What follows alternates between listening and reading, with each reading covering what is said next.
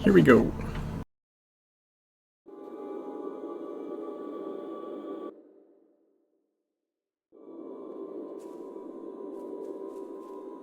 Let's get our agents.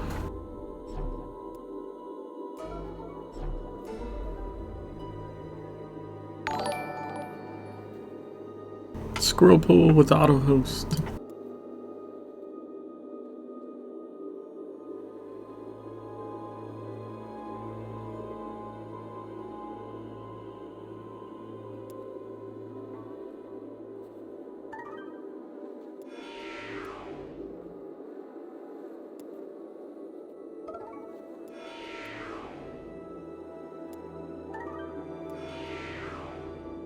Okay, so on this particular stream, the plan is to go through Kingsmith and literally just listen to all of these blue dialogue options for everybody. Fun calm with auto host. Good lord, my chair has died again.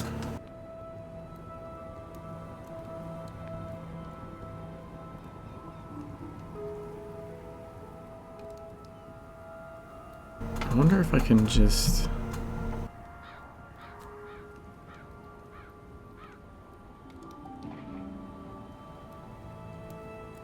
I'm just gonna turn off my chat window and then disable the overlay, I think, so that you can see text and stuff.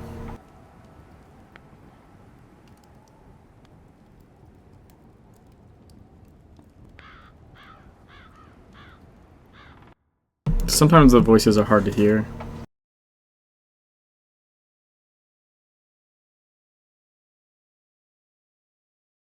So get rid of that.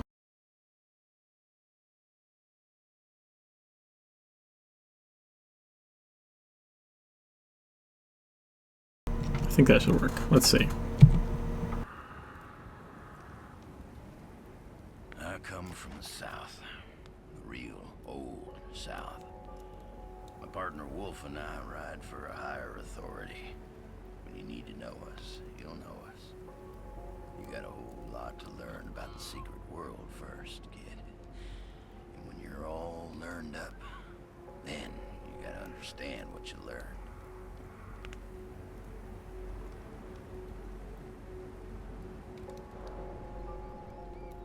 Kinda like peeling the layers off an onion. Probably be as much weeping involved too, won't lie to you. Won't talk down to you neither. You and me, we're the same. I'm just a little more experienced is all. And experience don't count for much these days. We've been stretched out thin as gauze. We need all the cool heads and steady hands we can get.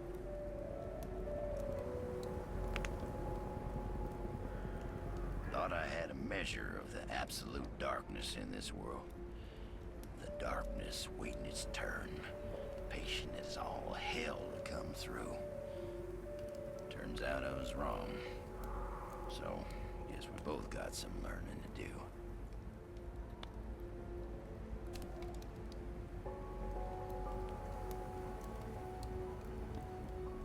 So one thing I dislike is just how low voices are in this game. Like, I have shit cranked. And it does not seem to matter.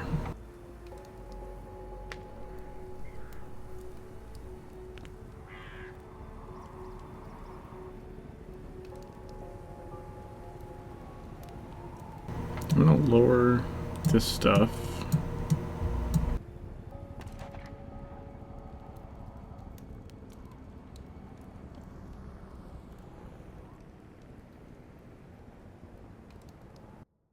And then just up my normal volume and see if that helps.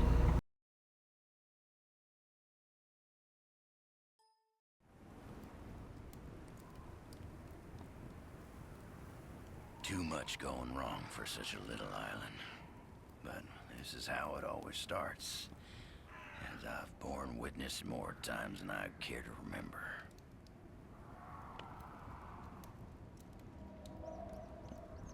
begins with a single act. Usually someone being damn stupid, damn greedy, or both. Let me tell you, kid, that kind is the worst kind. Then it just piles on and piles on. And once that cellar door's open, ain't no one wedging the damn thing shut again. You won't find ordinary people in a place like Solomon Island. They've all been touched. Because, see, here's the thing about the secret world. It's the kind of secret that spreads. The kind that sticks. Hell, that's how myth and legend got going. On a whisper. Passed door to door, gone viral.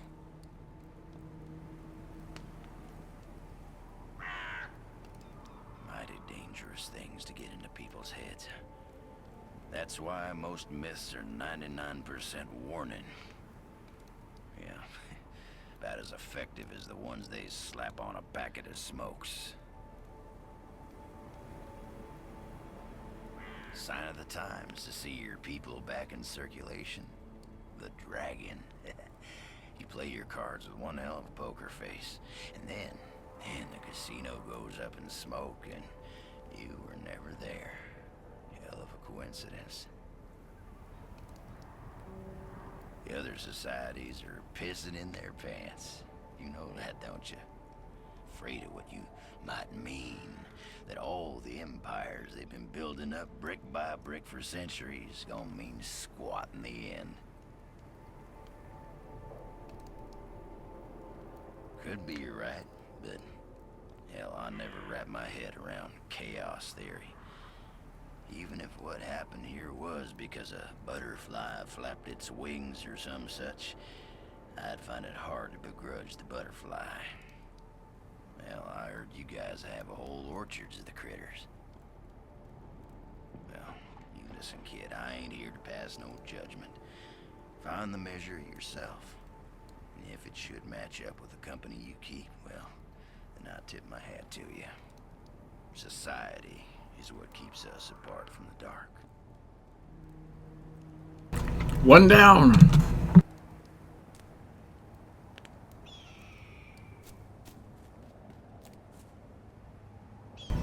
Okay, so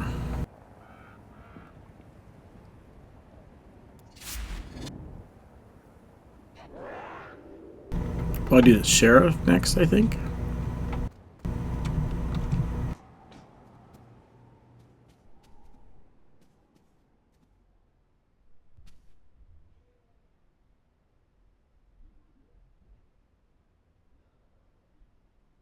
Well, I don't mind telling you, this makes no damn sense to me.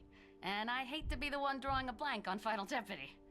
But right now, folks just need me to look like I got all the answers. The questions, they come later, along with the grieving. Then, after a little time, folks will lose their hankering for the questions. Fact is, a few of them in high places get downright evasive about it. I never do quit. It's a bad habit.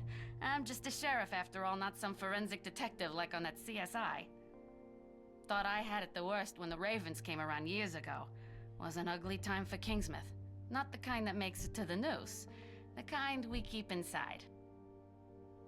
Now, I see those Ravens are all back in town. They with you? Or should I bring them in for questioning?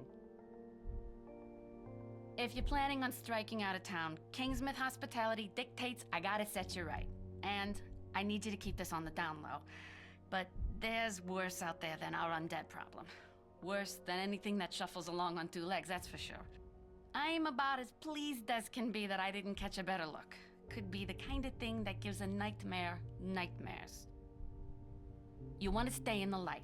Keep out of the trees, out of the fog. We got a few folks left holding out across the island. Well, that was last time I could check, and I'm an optimist. Pays to see the donut, not the hole. Red's Shack at Tolba Bay, the Innsmouth Academy, the Wabanaki Indian Grounds. They should still be safe. Could be the others like you, that wolf fella, have set up camp out there. Toasting marshmallows and such. And steer clear of the pumpkin patch, eh?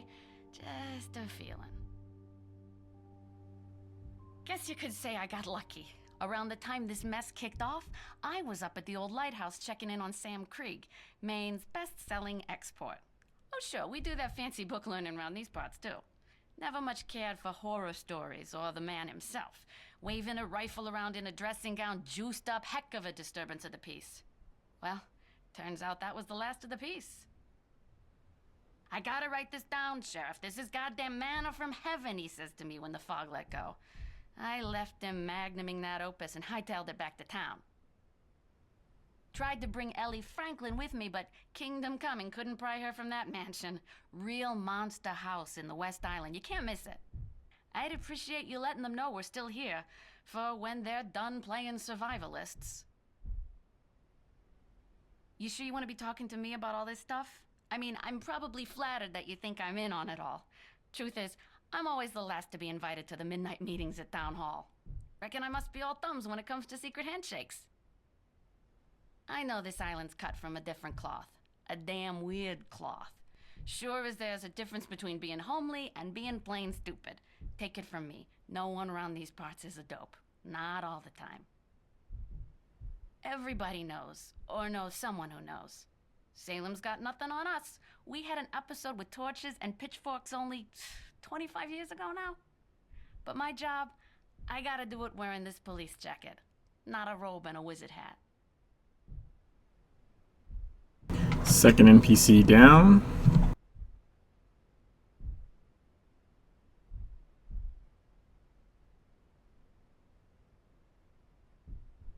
Checking out the map behind there. Don't make me have to file another missing persons report, okay? Alright, I already talked to this guy, Lady Margaret, because you have to do that for a quest. So he's done. Let's see. So we have Moose and Andy. Let's do Andy next, and then I'll finish up with Moose. Good to see you.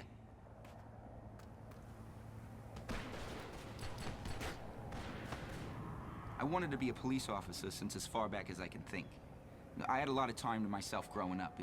I watched all the cop shows, again and again. The old shows. When a good cop was always a good cop. When you knew you could trust a badge, right? You knew before the half hour was up, they'd get the guy. Out of the basement. So that was my goal, plain and simple.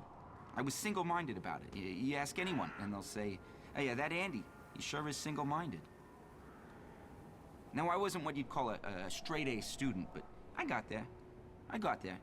And when Sheriff Bannerman swore me on as deputy, gave me my badge, I'd been up all night ironing this shirt. It was crisper than you'd believe.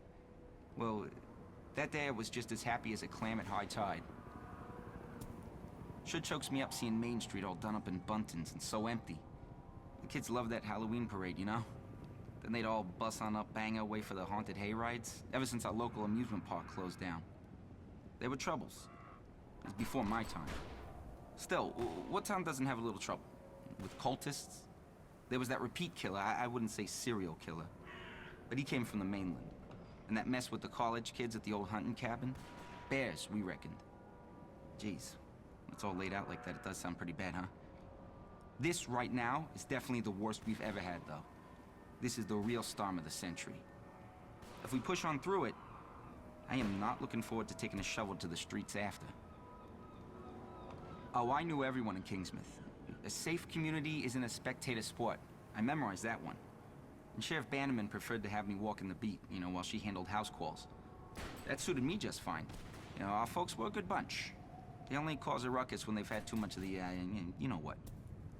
But recently I got talking to Sandy. That guy's pretty philosophical. You wouldn't know what to look at him. I mean, I don't personally have a problem with bikers. I'd like a motorcycle myself. Anywho, he made me really consider it, you know, whether you really ever knew a person. I told him how in second grade I met Anna Redmond behind the gym every day for 2 months. We would hold hands. I thought I knew her pretty good. She left town all of a sudden one day.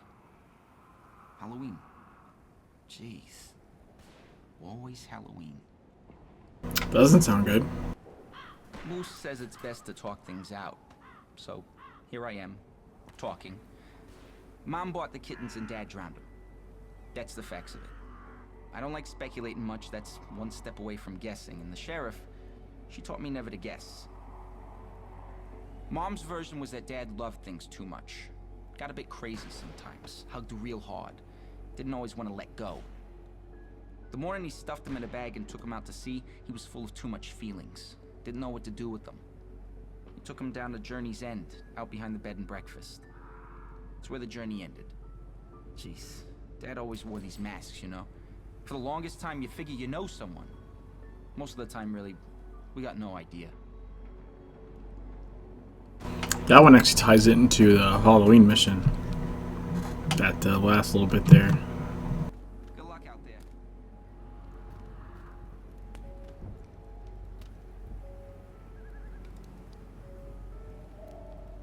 There's nothing like the confines of a cubicle or a packed subway to give a man perspective. I was so caught up in the grind of office politics and the endless hunt for affirmation and money, Hello, my friend. Oh, god damn it. I think I bugged it out by moving around.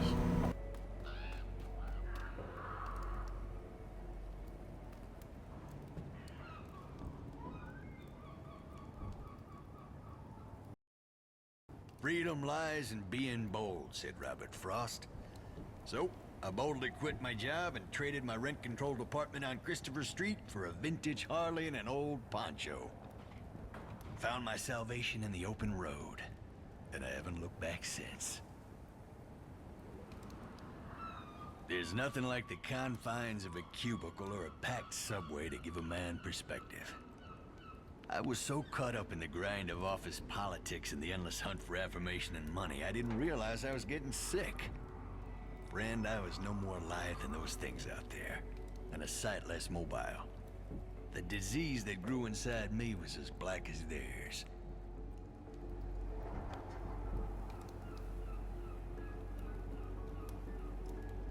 Traveling the open country, you learn to be prepared for whatever the land throws your way. Faced with the elements, you gain a new appreciation and respect for nature. You come to accept how small and insignificant you truly are. Nature is neither good or evil. It just is. But there's nothing natural about the storm that rolled in on Solomon Island, or the fog that followed. There was evil in that fog, whispering to everyone in its path. The townsfolk followed the fog back into the sea, as if possessed. It was Deputy Gardner, Andy, saved my life. He grabbed hold of me when the fog got into my head, tied a rope around us both, kept walking the other way. It was like the whispers didn't get to him. When I finally got my wits back, the fog had rolled back out again to where it is now. We shook hands, and we started looking for survivors and building this fortress. That man saved my life, selflessly, and I love him for it. I'd go to the ends of the world and back for Andy. I don't think I'll ever win him over, though. Living on the razor's edge of society, your eyes open up to the possibility that there's something more to this world. Something most people are too blind or too preoccupied to notice, even if it's right under their noses, and has been all along.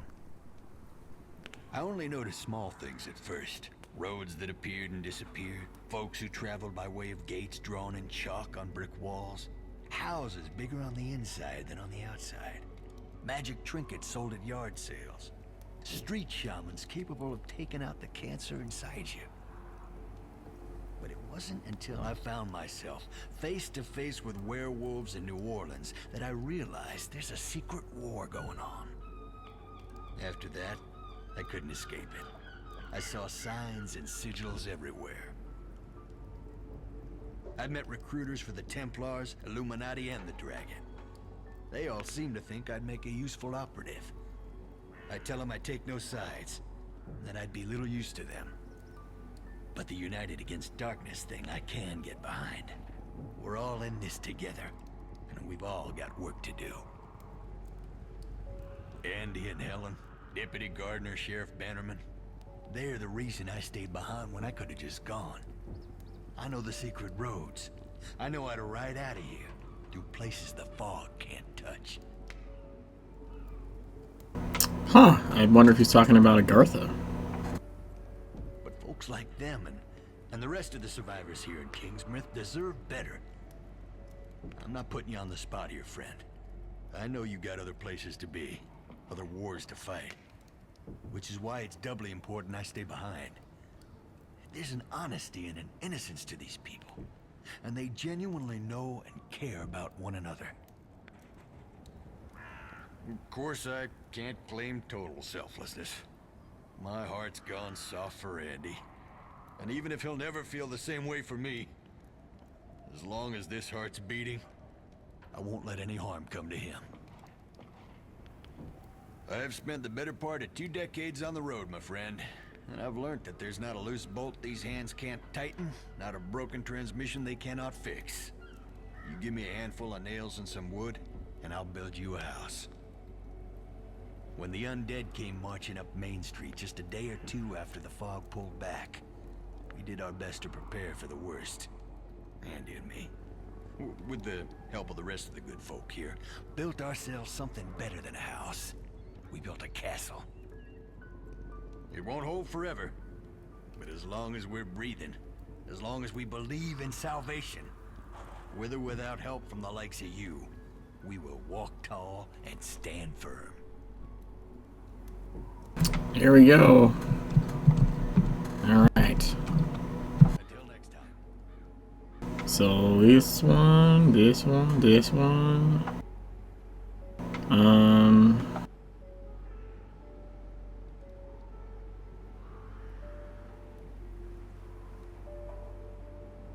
Maybe Madame Rosette, then Norma, then Henry?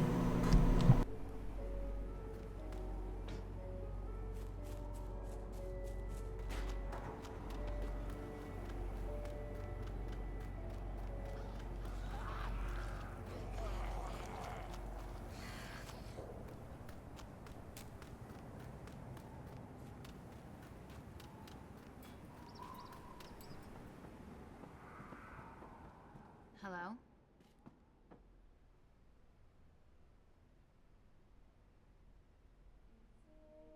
You might have heard some rumors about me. It's not true. Not all of it. I mean, sure, before all this happened, I was an active young woman. You know, I like to play. But that doesn't give anybody the right to badmouth me. Small towns are all the same, filled with small-minded and petty people. So if a married man breaks his vows, I'm to blame, right? Yeah, stands to reason he was bewitched and seduced through no fault of his own. Drum up the auto da fe, burn the witch at the stake. I find it amusing when they talk about me behind my back. More often than not, my most vocal detractors have been among my most frequent visitors. Jealousy and guilt are 2 very powerful incentives to exaggerating someone's promiscuity. I suppose I got lucky when the fog came. I was, tied up in here.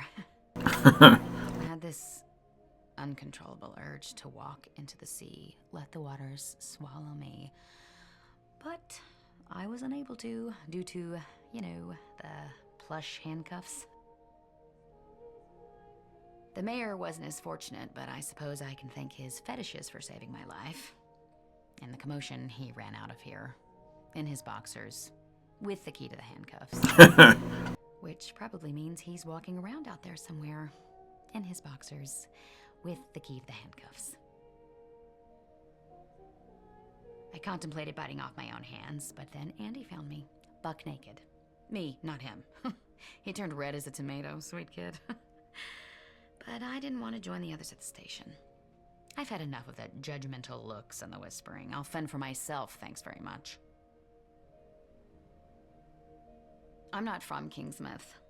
I moved here about 10 years ago. In retrospect, perhaps not the best decision I've ever made. First, my husband left me. Then I lost my house, my savings. Running away seemed like the best answer at the time. I moved around for a few years. I didn't have any applicable skills, no education. My options were limited. Hello, Kingsmouth, yeah. This town seemed as good a place as any to settle. plenty of people in need of assurance, so I figured I'd give this fortune-telling business a go. And here I am, surrounded by the living dead, in more ways than one. Some nights exist out of time. They're not part of one season or the next. They don't belong to the living or the dead. Boundaries collapse. Mortals meet with gods, demons, ghosts, all that crap. Sacrifice, purging, divination, summoning. There are certain kinds of crazy you can't get away with on normal nights. Example. Apparently, it's the one night of the year mortals can, make love with supernatural creatures. I know, fingers crossed, right? No, but seriously, if you know any single fawns... Obviously, I'm kidding! I mean, they don't have to be single. They don't have to be single. There's great stuff in these things. Some of them I think I've never listened to, and other ones I just haven't heard in a long, long time.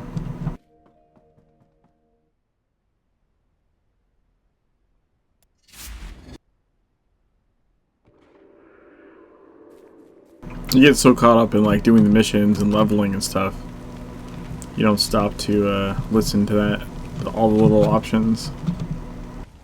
Okay, so Norma doesn't have any. That's interesting. Does Henry have any?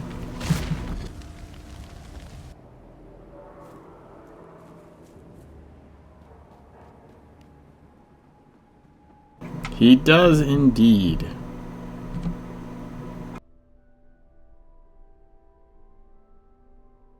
My child, Kingsmouth Congregational is always open these days. Especially now my flock is considerably reduced. But even if we had holy water, I'm afraid it would have run dry by now. If the good sheriff sent you, tell her I'm doing just fine. I have my books, and I have the Lord. And a 44 behind the pulpit, for differences of faith. We don't usually do confessions, but, well, your secrets are safe with me. As God and Kingsmouth's founding fathers are my witness, I've heard and seen it all, the great and the small. Or maybe, looking at you, we're both in the business of secrets, if you follow my meaning. This is no Armageddon. I hope you're not disappointed. The Mayans might have blocked it in on their calendars, but we have enough of heaven and earth illuminated to us to know better. God bless the internet. Knowledge is power, especially with Google on your side. Do you think this is God's work? Hardly. If God was done with us, surely he would just send down a meteor to finish the job. No, this is all a puzzle. A puzzle that the pieces of this town were fashioned just so to fit by Solomon Priest, I'm sure of it. Solomon Priest. That name says a lot about the man, don't you agree? King Solomon. Now there's an interesting fellow. Look at the churchyard there, chewed up like Susie's clam chowder. I've been keeping a head count, blessings to re-administer, plots to be returfed, other unfortunate logistical problems. Certain discrepancies with the deceased. I mean, out here where there's more ground than people, internment is a God-given right. But in some cases, with out-of-towners mostly, the students from the academy. Well, I believe it's for science, for the advancement of mankind, yes, an enlightened pursuit, a noble tradition, and boys will be boys. Grave robbing is boys will be boys. Okay, so that's all these guys. That leaves potentially Danny, Edgar, Ellis, Shay, and the Rochi guys. Let's go for the morning light camp.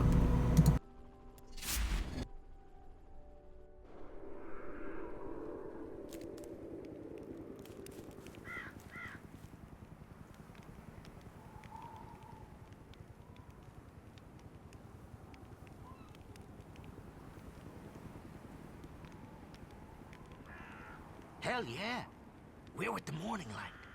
You've seen the flyers, you've seen our commercials, you'll probably even talk to some of our good people. Can't escape the light, my friend.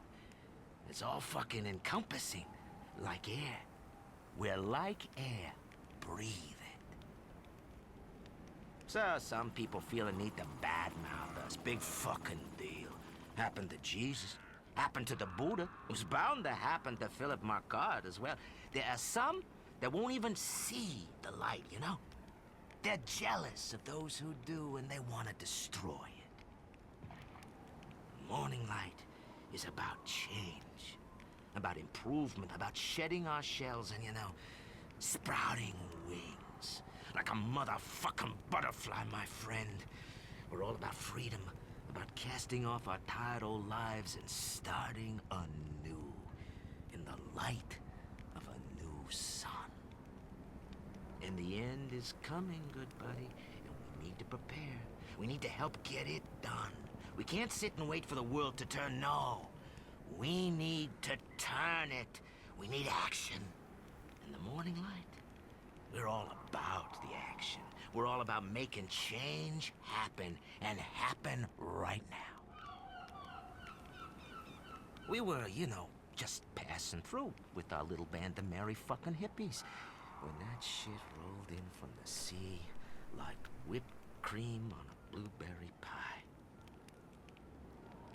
But it's not like the fog caught us by surprise. No, man. This is what we've been preparing for. The end of motherfucking days. This is what the Morning Light has been preaching for years. And now, now we got the last laugh. We're laughing our asses off. This shit is exactly what we deserved.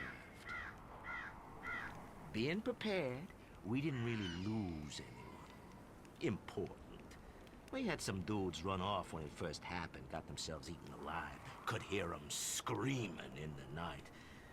I was like, good fucking riddance, man. They were traitors, cowards. They didn't see the light. They didn't see that we need this.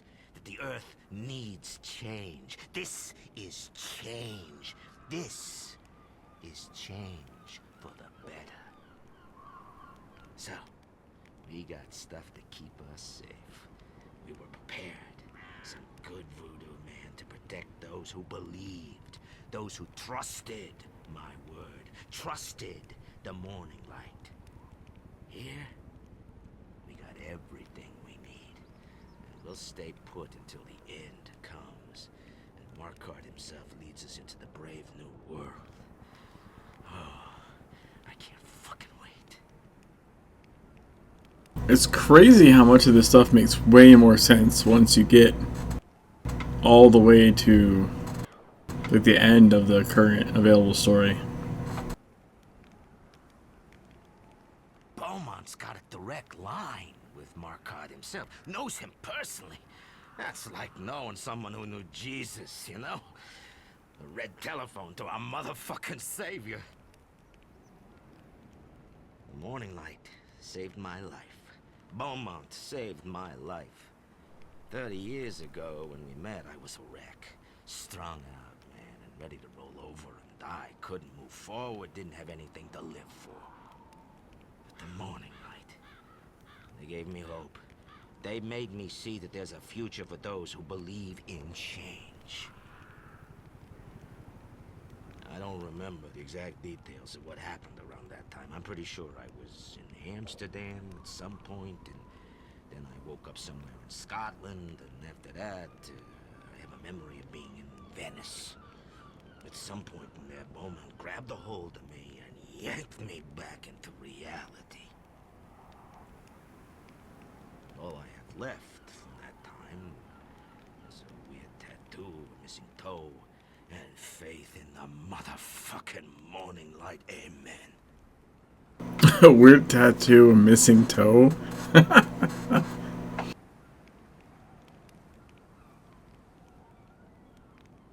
So, you guys, you run around like you're young gods, like you rule the fucking planet. I gotta say, I thought I was arrogant back in the day, but I was nothing. nothing compared with you people. You take arrogance to a whole new level. Say what you will about the Morning Light, and it's probably all untrue, but from what I hear about your secret societies, we've got nothing on you. The Templars? They burned down a city to destroy a single demon. And what the fuck is up with that? And the Illuminati? Look at what they did to this place.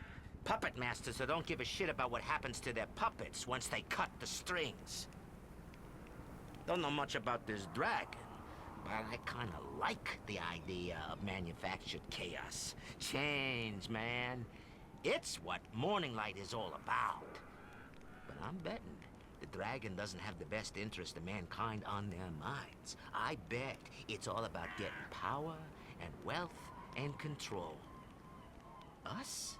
Subtitle didn't match there. About setting the human spirit free. About making motherfucking butterflies, man. Go on. Pretend you're a hero if it makes you feel good. Pretend you're all about saving mankind from the darkness. Go out there and fight evil. Get your little rewards, your ranks, your whatever. It probably makes you feel good, right? Like a rat on a wheel, round and round it goes, chasing that little bit of cheese. He just described the leveling up process in the game. You're really something, aren't you? When you dare criticize us, motherfucking hypocrites. Fucking hippies. I just wanted to say that. Okay, so that's this guy. Is there anyone else? I'm sure I don't miss anyone.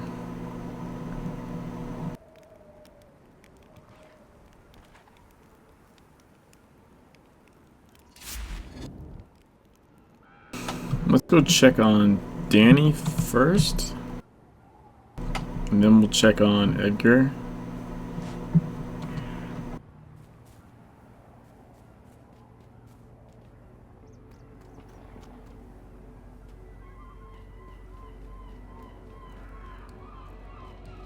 I also don't know why he doesn't show up as a person. Oh, he does. He's just overlapped by the side mission. That's fucking retarded. They should probably fix that.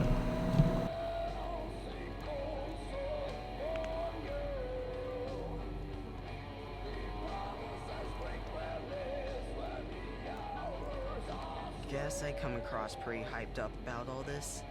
It's not that I'm enjoying it, you know. I'm not one of those Norwegian black metal guys. I don't like get off on death. But it feels like all my life I've been waiting for this to happen.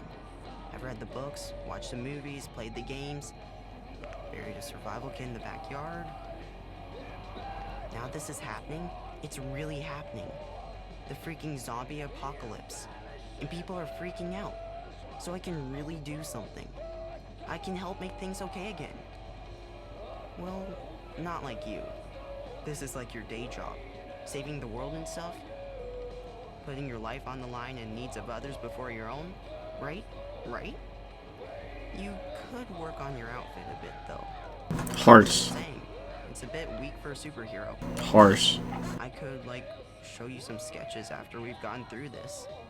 I'm thinking mask, black leather, no cape. Capes are so out this year. Okay, so, as a note, I need black leather and a mask, but no capes. Check. So, this is not your average everyday zombie outbreak. Sure, you got your basic shamblers and runners, but they don't just bite. They do other stuff, like special effects stuff. And then there's the tanks. Like, you know, big Hulk zombies. Not zombie tanks with wheels. That'd be just goofy. But, kinda cool. We also got zombies rising from the ground. Not just the ocean. Some of them must be, like, 50 years old. Older. I mean, this isn't a big town. If it was just living folks turning, you wouldn't even call it an army of darkness. It'd be a scout patrol of darkness. Scout Patrol of Darkness. But the weirdest thing, no matter how you bust them up, they keep coming back. Mrs. Creed, she roasts them like marshmallows. Pastor Henry buries them in the churchyard. Edgar, well, you don't want to know what Edgar does. Next thing you know, they're coming out of the fog. Again. Over and over again. Sucks to be us. Yeah, the mutant Smurfs? Not my idea. That's Edgar. I think he even collects Smurf figures. He's a bit weird, but he's totally cool once you get to know him. He's real funny. Just stay away from those dogs. Tango and Cash, they're evil. Carry biscuits. Carry lots of biscuits. I did some research on those blue things. Did you know they're from, like, Viking mythology? They were called Drog, and they're the ghosts of the dead lost at sea. Don't ask me what Vikings are doing in Kingsmith. I'm thinking ancient blood curse. It's always a curse. I didn't actually know that he knew about the tie-in between Vikings and Drog. I didn't think he found out about that until, like, Darkness War. I like having a name for the monsters. Better to think of them as something with a name. Something that was human once, you know?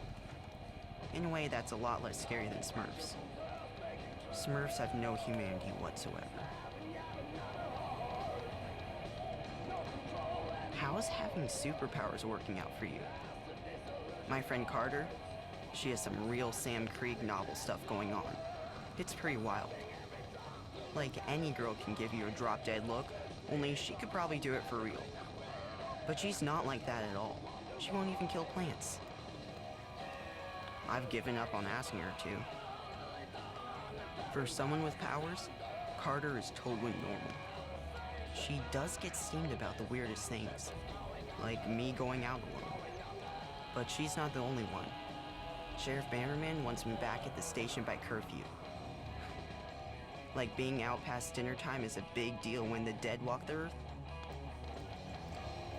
I may not be able to shoot fire or melt faces or, jump my own height. But I'm a good runner. I've read all the right comics and I'm, great with wires and motors and microchips and stuff. Necessity is a mother of invention, right? I've already rigged a bunch of defenses around the town, so watch your step. I figure every superhero needs a brilliant inventor. I've got that much to aspire to. I'm the geeky sidekick. Yay.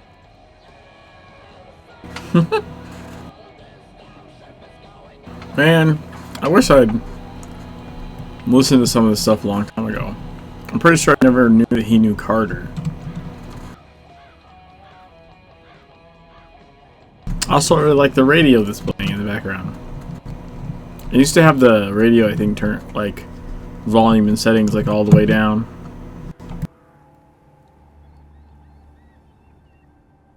Alright, let's go to Edgar. See if he has any words of wisdom.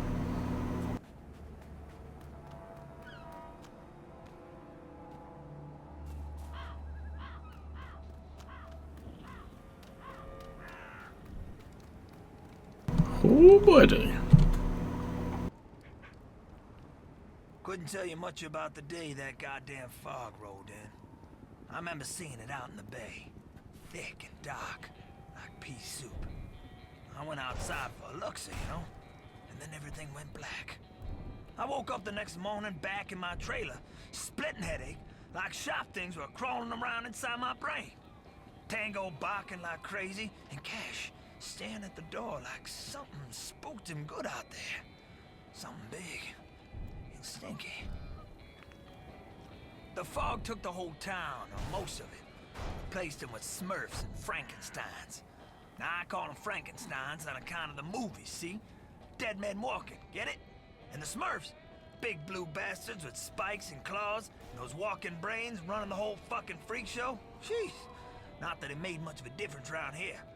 Town was filled with vermin and whores, devil worshippers long before that fog rolled in. Sure, you got your survivors back at the sheriff's office. That Bannerman lady, Andy, and that big guy, the outsider with the bike. What's his name? Elk? Deer? Gives a shit. Then there's Hawthorne, the pastor. That's not a man you should trust, let me tell you that. He's got Skeletors in his wardrobe. I'm telling you the truth. And that gypsy fortune teller, if she's still alive, the harlot, never slept with me. Slept with half the town, though, including the shrink, sheriff's husband, Bannerman. Hell, as for Norma, she's all right, but I feel a whole lot safer out here alone with my hounds. It's not the first time we've had an incident around these parts now. I've seen things, bad things, slimy things, things with 100 sharp teeth, 1,000 black eyes, and terrible thoughts that chew and claw their way into your brain, so that it hurts like a motherfucker. It makes your nose bleed, and gives you terrible nightmares. And they stay there. They never, ever leave you. I'm a genuine local. Grew up right here on Solomon Island, just south of town, at the Overlook Motel. Used to be nice down there. Red oaks in the forest, beautiful ocean view. Place all boarded up these days. Been that way since those guests just up and vanished. And those lights and knocking sounds at night. Screams. Word of mouth got round. People stopped coming. And we had to shut down. Now that whole business at the motel started when the Englishman disappeared. Never saw the man again. Left all his luggage and everything. Didn't even pay up. Wicker, I think his name was. I think it was Wicker. Yeah, his room smelled like cigarettes and booze and sulfur and English stuff, you know. And there was this sticky black stuff all over. I remember because I had to clean it up afterwards. Theodore Wicker, which I just did his missions earlier today. But there was black stuff. There was filth all over. That's weird. By that point, my mama had had enough. What with Pa dying and all. And then Henry and Tom Dexter. So she left for Florida, said I had to fend for my own from now on. At least I had the scrapyard. Been running that ever since. Everyone always told me I'd never amount to much. Everyone said my mama and Tom. Tom Dexter's his name. Now he believed in me. Tom always believed in me. Then he died. And I had nothing. Nothing but his memories inside my brain. And the yard. Of course I had the yard and my dogs. And my projects. I always got my projects. Those fuckers back in town. They'll be howling a different tune when they watch me ride out of here. Waving my handkerchief. Blowing exhaust up their tight assholes. Fuck you! They're gonna be sorry for treating me the way they did. Calling me a retard. And bad-mouthing my mama. God bless her soul. They're gonna pay for what happened to Tom Dexter, I'll tell you that too. I swear on my life. I got a list for my bus. It's a short list for a short bus. God damn, I'm funny. It's got me on top, of course. Then my dogs. Norma, Mrs. Creed, she's on there. Andy, if he asks nicely with politeness. The widow Franklin, she's welcome to have a seat. And the Indian fella, Red. Yeah, maybe him too. And the rest of them? Devil worshippers, whores, liars, and cheaters. They can watch the rest of us roll out of here. Over the bridge and through the fog. They can rot in here until the day of judgment. Until the day of Exodus.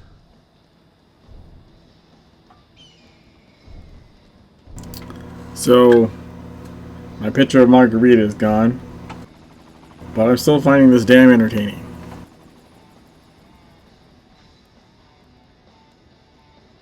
So, quantum mechanics. A side note here. In TSW, you had auxiliary weapons, and one of them was a quantum bracelet. And you got it from a special quest from Edgar. Here. So I assume this is what this is related to. Jesus Christ! Do I look like a college professor? I ain't got no fancy words. All my genius is in my hands. Frankly, they got neither the time nor patience to be explaining shit to you. Just don't give up, do you?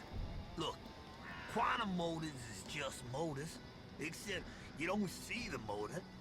You following? Gotta shut your eyes and focus on the sub and tonics of things. You see the itty bitties? They go in one end, then gazillions of tiny little gears start grinding up against each other, and then poof! You get these bitty titties shooting out the other end. Bitty titties! Oh, that's awesome. So yeah, back in TSW, Edgar is who made you the quantum bracelet, which was probably the least useful auxiliary weapon in TSW. But they've talked about turning the auxiliary weapons, the old auxiliary weapons, into actual full weapons. Like, they're going to add more weapons than what we have now. And they've talked about making auxiliary weapons, potentially a few of them, into like additional actual full-on weapons with their own, you know, skill trees and stuff. And I really do think, while quantum mechanics, the quantum bracelet wasn't a super useful auxiliary weapon in TSW, I think it has amazing potential as a full weapon, because much like, say, elemental or blood or chaos, it's quantum is just a thing. You know, quantum mechanics is like an energy type, so it'd be very easy to make it into a full-fledged weapon, and because it's a base description, you know, much like chaos or blood magic. It's whereas, you know, like turning a rocket launcher into a full weapon or the chainsaw into a full weapon is probably a little bit more difficult to iron out all the different things you might want it to do. But quantum mechanics is just a description of science magic, basically, right? Like, you can kind of do whatever the fuck you want with it. I think it'd be an awesome additional weapon. And I really do hope it's the first new weapon they give us.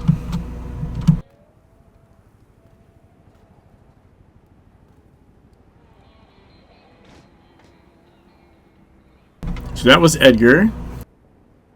I want to go see if Ellis Hill has anything. I don't remember if he does or not.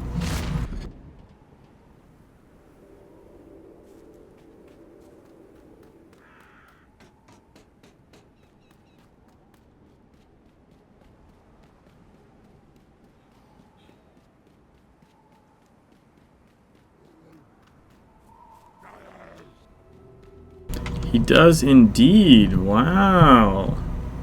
I'm almost positive I've never listened to any of this. I've been up and down the coast. Up and down a whole bunch of coasts my whole life. A lot of machine shops, engine yards, planes, boats, big boats. You could say I was a born fixer, a can-do man. The bosses point me at a problem, they know it's gonna get fixed. I'll find a way. In my experience, there's nothing in the world that won't yield with the right tools applied to it. Just might be my mantra. You gotta take pleasure in what you do, don't you agree? That's important. Identify the problem, enact the solution, and reap the rewards of a job well done. Look, I don't mean to sermonize. I bet people are lining up to tell you what to believe, what rules you should follow, what morality they define. But if you can't find pleasure in acting it out, somebody with your assets could be there's another port out there for you. Keep it in mind. Trying to recruit me into the Phoenicians, buddy? Their spirit doesn't break easy, the sea beasts. Spending more time working them over than seeing to the plains. They're about as resilient and twice as stubborn. The sea breeds things tough, scours out weakness. That's how it works. So I really have to go to town with the power tools. But spare the rod, spoil the abomination. These birds are all grounded to the fog lifts. Radios fritz. I ask you, what else for a man to keep himself occupied with? Not whittling wood, not while we're under invasion.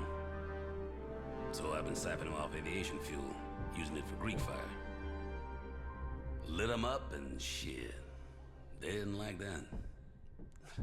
No school like the old school when it comes to warfare. Extreme measures are timeless. Speaking of such, pray you're out of here before the higher powers do so unto this whole island.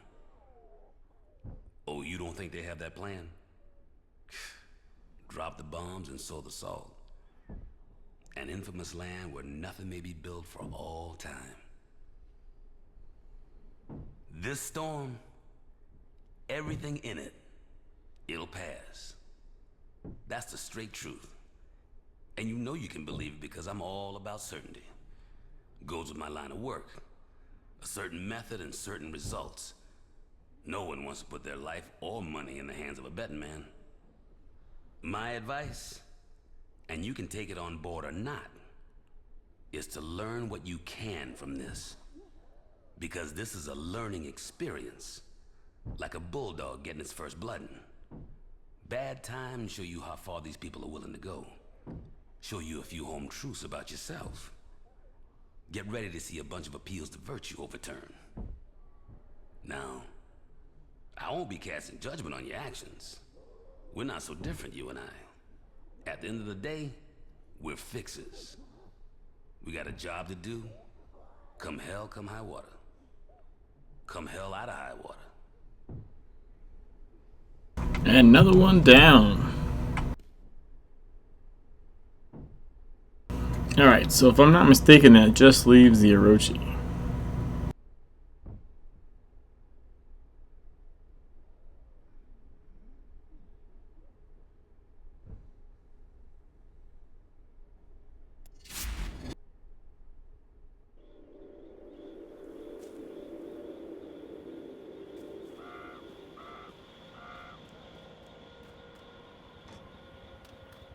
Ooh, they both have bubbles. Social networking sites have been strictly forbidden.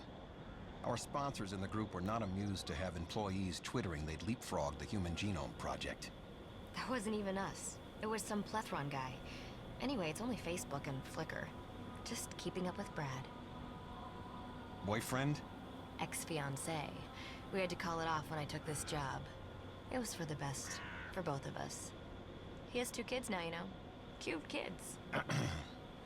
I guess it's a little stalkerish, but it helps me appreciate the road not taken. That could have been me. A stay-at-home mom. TMD, Radcliffe. Disclosure. Too much. And that's how I ended up here, elbow deep in Scandinavian monster guts.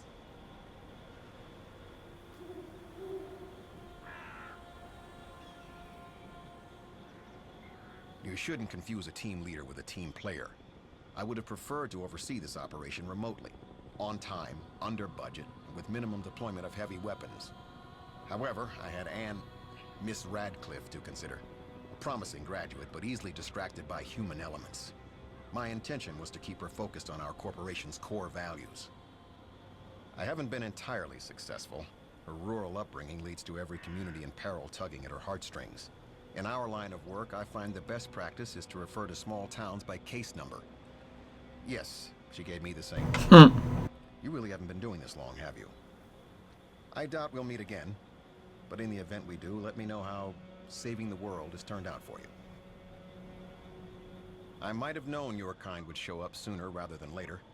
The etheric wave activity on this island has been spiking off the charts. Oh, don't go all cow-eyed on me. You and I both know you're something of an occult hot potato. All that volatile energy buzzing around inside your skull. Isn't that why your quote-unquote secret society snapped you up? Soldiers are seldom selected for their winning diplomatic skills. It's all enough to make Ms. Radcliffe chew her nails, and neither of us wants that. Uneven nails are symptomatic of disorder. But I digress. In the big picture, our organizations are working to the same game plan, just from different angles. We choose to deal in hard, quantifiable science, and you're the liberal arts. To be candid, I envy your lack of accountability to the real world. Can you even begin to imagine detailing an event like this to the Joint Chiefs of Staff? I say detailing, I mean obfuscating. The government knows, of course, as much as they need to know. It's unavoidable when members of the so-called secret world decide to contact Dimension B in a Northridge Mall, for instance. That was one hell of a spring. Life is just full of inconvenient surprises, and I'm not big on surprises. It's what attracted me to this line of work. The chance to normalize the curve. No offense, there'll always be a place for statistical outliers like yourself. The average American doesn't need to see the whole carnival, but they've always loved the sideshow. I couldn't comment on rumor or speculation over the group's activities. 1, Ms. Radcliffe and I only represent a subsidiary. 2, I have undergone considerable media training. What I can discuss is that there's no side agenda, no conspiracy. That sort of sensationalism is more your controller's style. Our deployment was standard operating procedure in the event of an occult emergency. Ideally, we could have isolated and contained without anyone registering that we were here, provided that they overlooked the primary blockades, the corporate security detail, the air support. Not my call, for the record. The priority is now for us to work together, but separately, towards a satisfactory conclusion for all parties. Finger-pointing will get us nowhere at this advanced stage of contagion.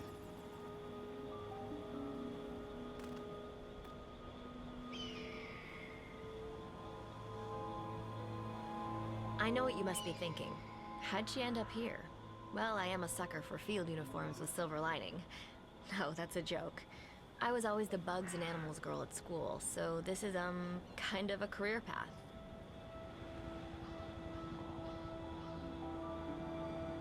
What the fuck? Goodbye. Wanna go another round of confirm or deny while the centrifuge spins up? Do I have a choice? Confirm. Man, I hate when that shit happens. It happened to me the other day with Boone.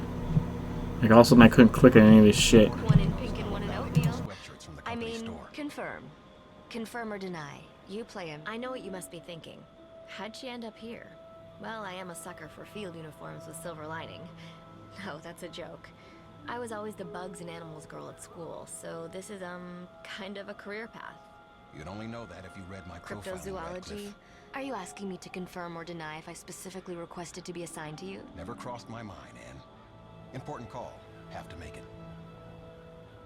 What the fuck? It's their dialogue. Their dialogue is fucking with this. That's super annoying. Wanna go another round of confirm or deny while the centrifuge spins up? Do I have a choice? Confirm or deny. You are an overachiever since your parents named you after a more famous Harrison. Strongly deny. Confirm or deny. You ordered one of those I'm a Valley Girl sweatshirts from the company store. One in pink and one in oatmeal. I mean, confirm. Confirm or deny. You play a mean tenor sax. You'd only know that if you read my profiling, Radcliffe. Are you asking me to confirm or deny if I specifically requested to be assigned to you? Never crossed my mind, Anne. Important call. Have to make it. I know what you must be thinking. How'd she end up here? Well, I am a sucker for field uniforms with silver lining. No, that's a joke. I was always the bugs and animals girl at school, so this is, kind of a career path. Cryptozoology? I guess I didn't see that coming when I signed up for R&D. They don't really ease you into it gently. How all the urban legends aren't legends, or even that urban. I mean, the stuff I saw in Iowa would... Never mind. Well, I don't have any regrets. Yet. And this work gives great miles. Even more now that we're getting flown to some new catastrophe every couple of months. Well, you must be pretty used to it by now, though, right? Doing that thing you do. Would you say a flock of superheroes? This is totally bugging me. It's nice to be able to talk to someone about all this. Who understands. I can't call up my folks and be all, you will never believe what I performed frozen section on today. I see these things, so they'll never have to. I'm keeping them safe. Safe in their reality. Protecting the world with science. I was so into that idea as a kid. Now, well, I think it can make you a little crazy, staring too long into the abyss and all, down the old electron microscope. Like, I was happy to be one of the Valley Girls. We have an internal mailing list, but now they're calling us the Frankenstein Patrol. Things are getting kinda gross. Valley Girls. But I have Blake as a grounding influence. Oh, he is super grounded. And so I look at him and think, Anne, honey, just do what you're told and then get your buns out of there. I'm under a strict NDA. I can't really talk about my employer or my job or Blake or all this hardware or the helicopters or... Oops, that was already too much. Can I retract? Look, it's not like you can't figure out things on your own. Put two and two together. We're here, and I'm sure you've seen our base camp out west. Ah, shoot, damn it. Nice one, Anne. I guess covert operation means be a blabbermouth in your world. Sorry. Yes, we work for the Orachi group. No, we can't talk about our reasons for being here, but look around. Isn't it painfully obvious? I'd love to be part of an ancient secret society. I'm sure you guys have access to some amazing stuff, like libraries and artifacts and... Okay, yeah, I'm geeking out a bit. But come on, I grew up reading about this stuff. It's like all my childhood fantasies suddenly coming true. Superheroes, secret societies, creepy crawlies, magic. If my mom only knew, she would feel so bad about trying to get me to be normal. My mom doesn't know anything at all. Okay. So that's Orochi, it's Ellis. I think I listened to everyone in Kingsmith. If I'm missing someone, let me know. But I'm pretty positive that's everybody.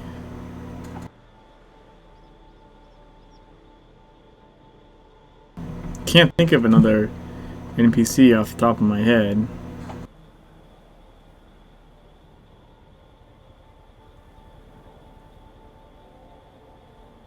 I'm looking at the side missions in case they're covering up somebody, but I don't think so. I think that was everybody.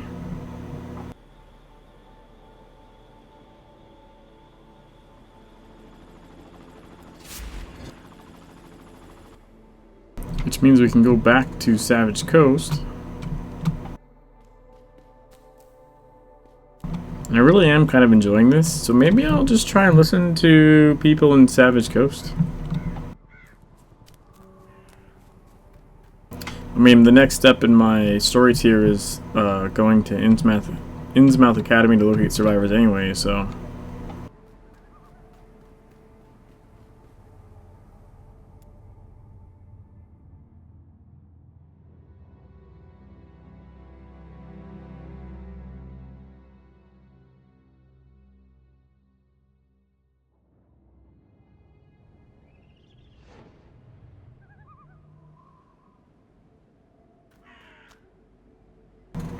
I think the closest person is going to be Daniel Bach.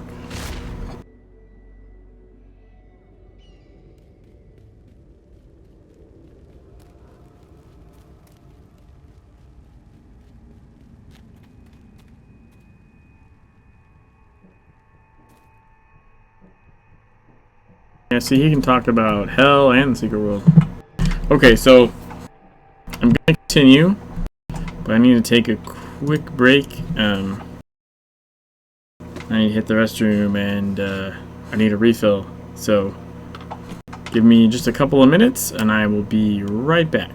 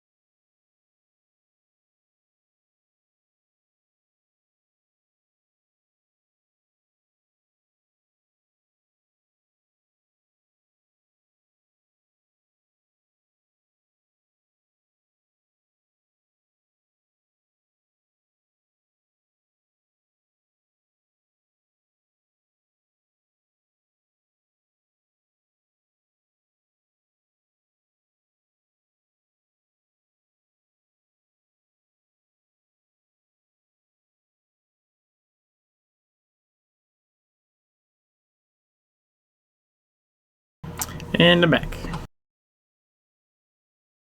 And I brought reinforcements.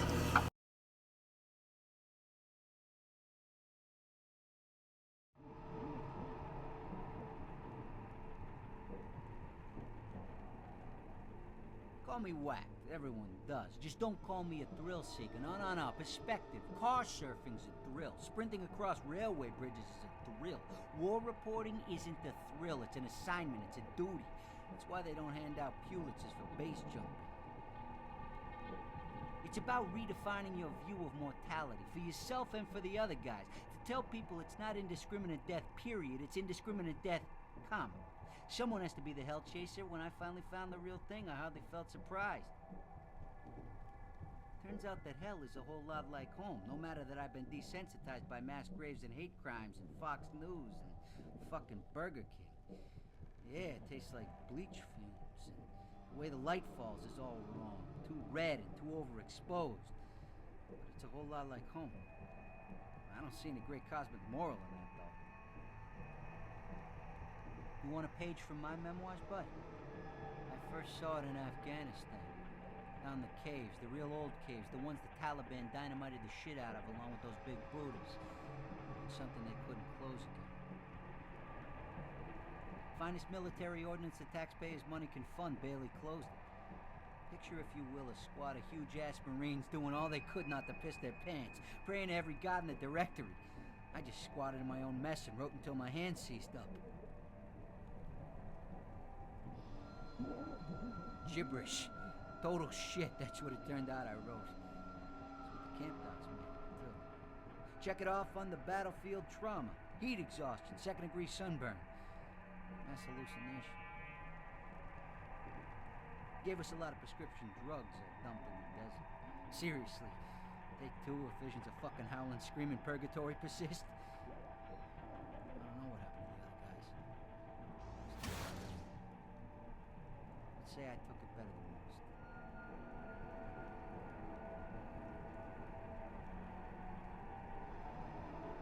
Yeah, I know I've been busting your chops, but that's just me. I'm an asshole, unrepentant. I appreciate the company, no shit.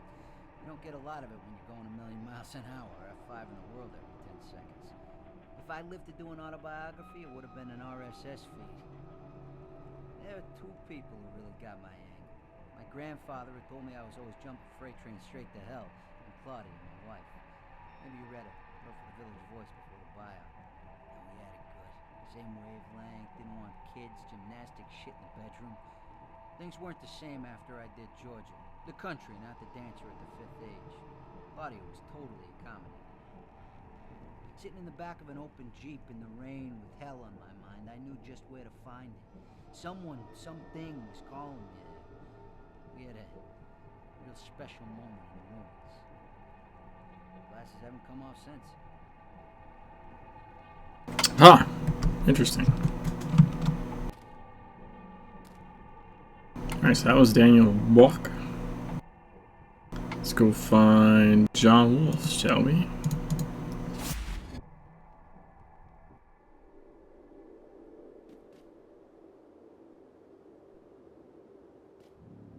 Additional assignment received. Initializing. Wow, that's loud.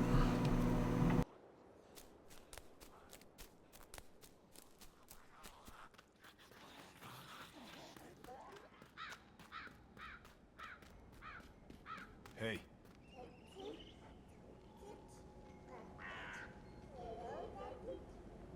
Boone and I, we go way back. We may disagree on many things, often and vehemently. But we do agree on what's important. We share a common goal. As long as there's darkness, we will carry the torch. Here. Everywhere. Nothing will grow if the seed be not sown. I see us as gardeners of the mind. We instill hope where we can, the will to fight where possible, the spirit to persevere where necessary. How did we end up here? This is where it all begins. There are places worse off, more dangerous, darker. But it begins here. It begins now. Where it all leads, I don't know. Neither is Boone. We're going to see it through. Wherever it takes us.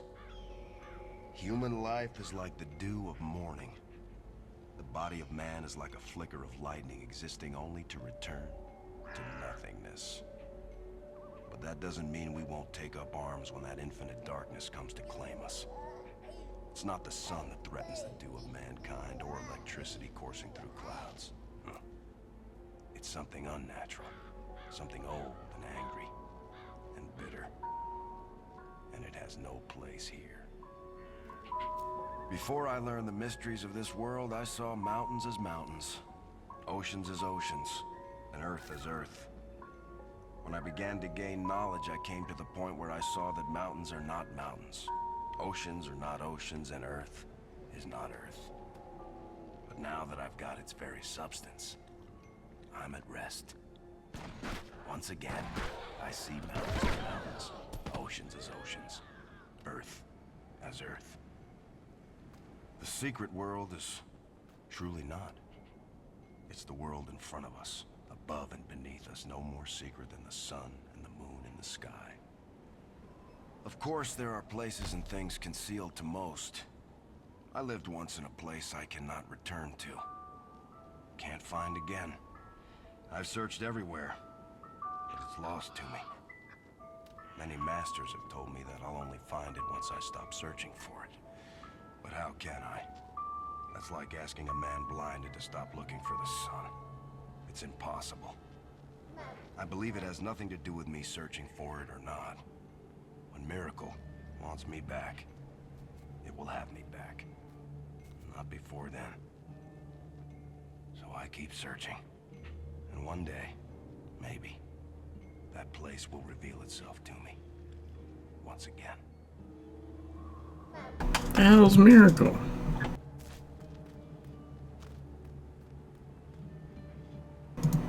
Let's go talk to Nicholas Winter.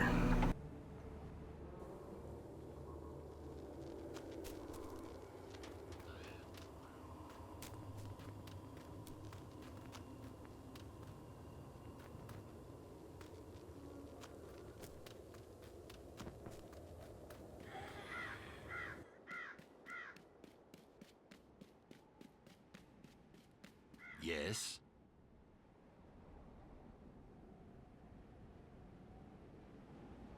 What?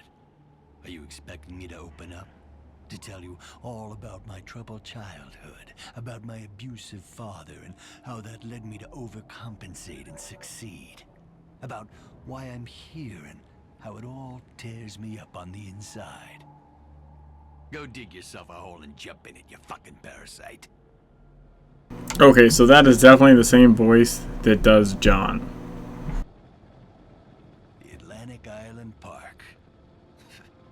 Never thought I'd be back here. Now it feels like I'll never leave. They couldn't have chosen a better spot for the apocalypse, don't you agree?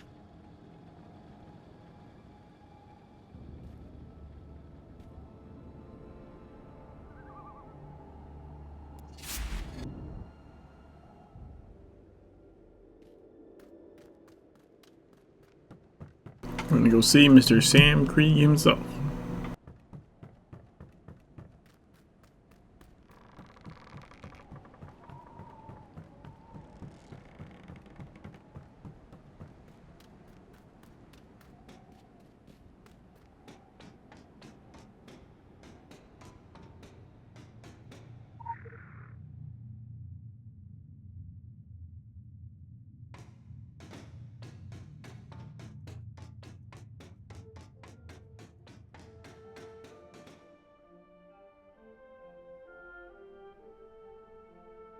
I've sold almost 100 million books. That number baffles even me. It's not like I write for anyone but myself.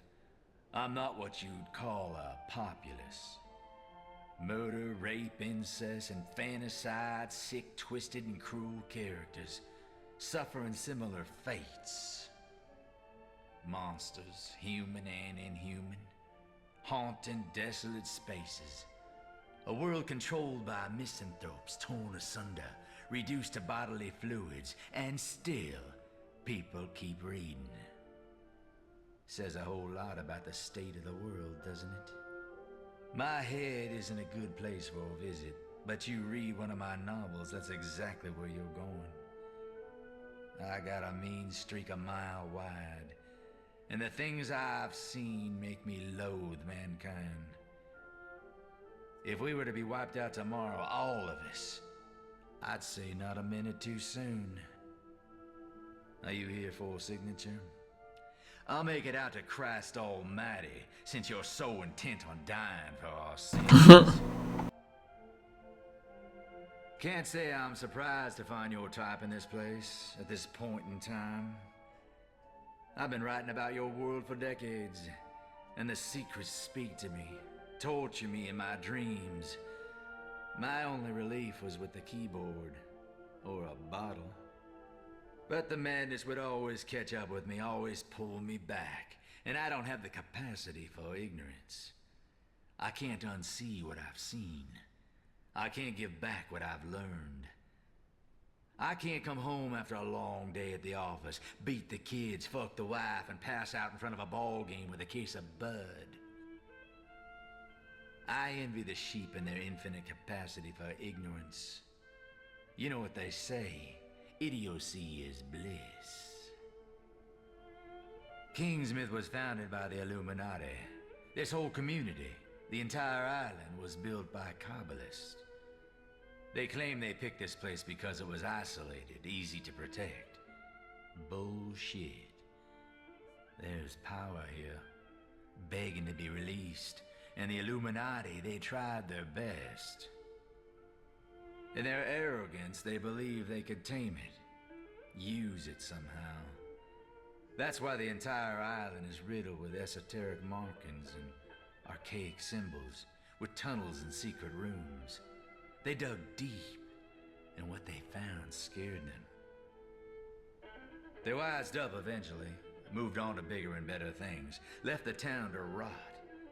Those who remained, well, who would they leave behind? Not their best and brightest, I can guarantee you that. Those people, they kept feeding on the power until it permeated everything.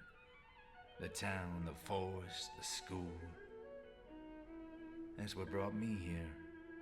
To succumb myself in evil. To understand it. Learn about it. Write about it. But it seemed to have faded.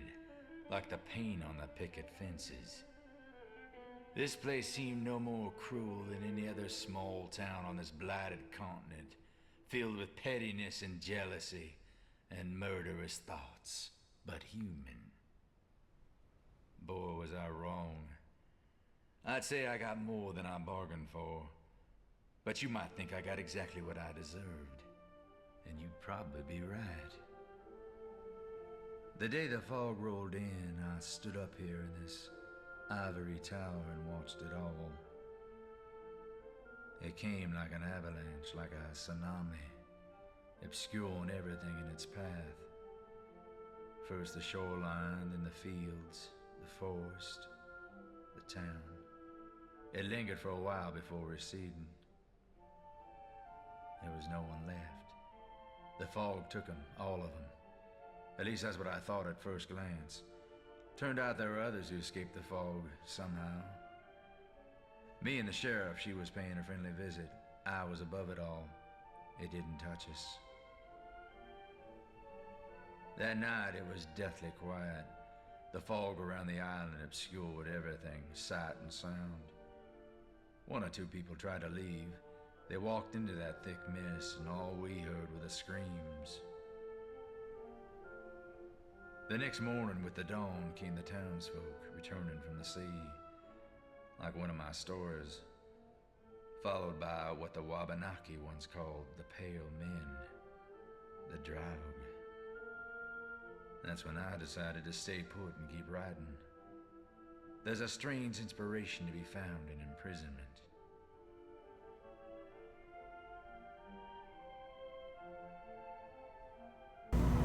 Okay.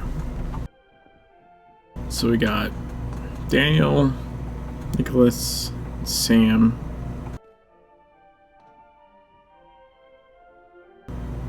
We need these guys. these guys. Oh, we got John. I forgot. We did John as well.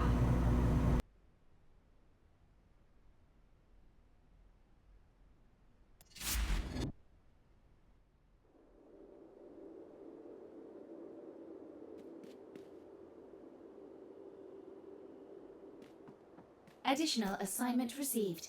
Initializing. Apologize for the loud sounds, just because the voices are a little low. They always have been. I don't know why they don't fix that. So I have my sound kind of cranked, just to be able to hear them. Just makes everything else crazy loud.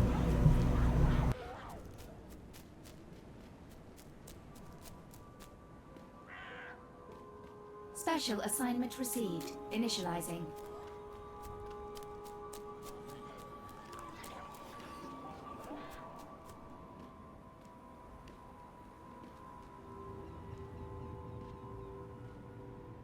Can I get that?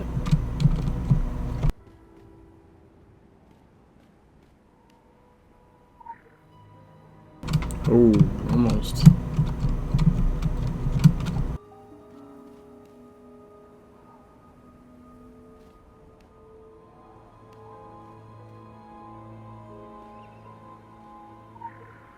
Haha! Holy crap. Promoted. Faction rank increased. New rank, the Decay.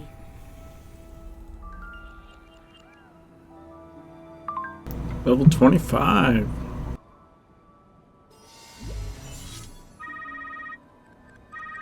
글자는 이름을 만들죠.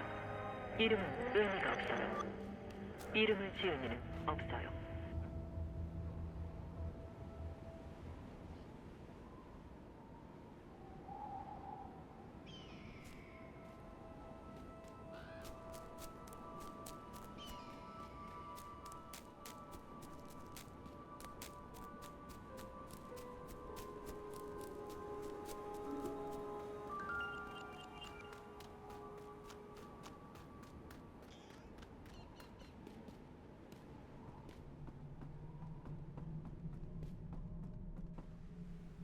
Probably gonna trigger a cinematic here.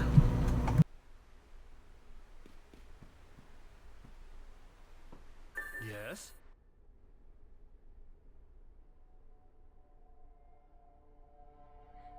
Don't worry. You're not interrupting a parent-teacher evening or now. I'm the witch doctor in residence. It's my lot to teach the kids responsibility over the balance of life and death, given and taken. So this has really pissed the curriculum up a wall. It is a great setback for us all. Loss of life among the faculty always brings up inconvenient questions. I appreciate the pep talk, HJ. The last time Mr. Montauk gave me a pep talk, I had nightmares for the rest of the semester. Anyway, you may already have run into some of the students' familiars out there. They look a fright, but, well, think back to your first shop class projects and how they turned out. Without the kids around to control them, they're running wild. Eventually they'll go pure bonkers, and things here will go even more pear-shaped.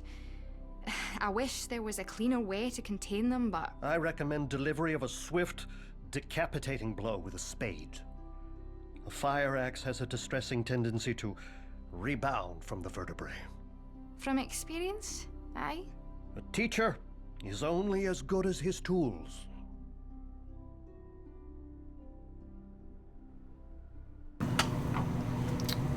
Alright. We got lots of stuff to work through here. Let's start with Annabelle. What news from the colonies? I took this position to trade an overcrowded island for a quiet one, for a peaceful life, before life went and said bollocks to that. There was something pure ironic about the move too. You know, my kind weren't popular in these parts 300 years ago.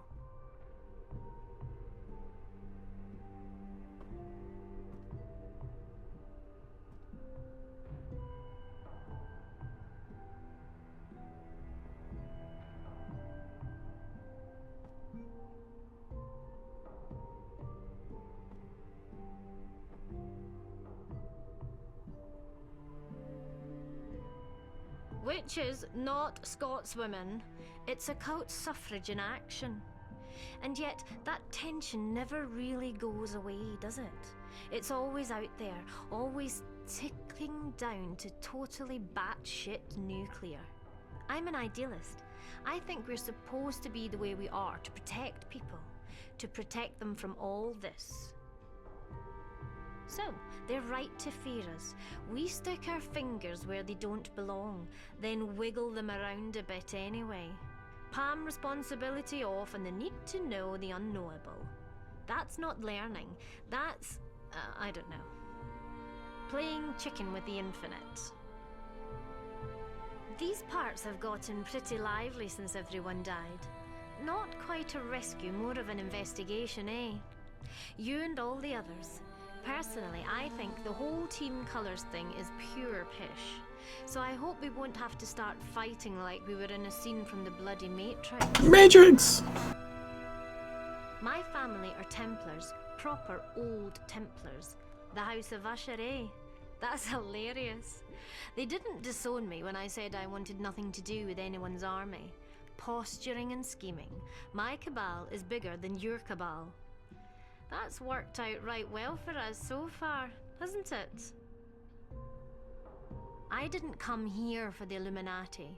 I came here for the kids, and that's why I'm staying. For the ones who come back, for the ones who won't. For Carter, who's brushing up to be one of the most powerful mages on the Atlantic seaboard, but just wants to be a girl. 1 out of 2's fraught enough.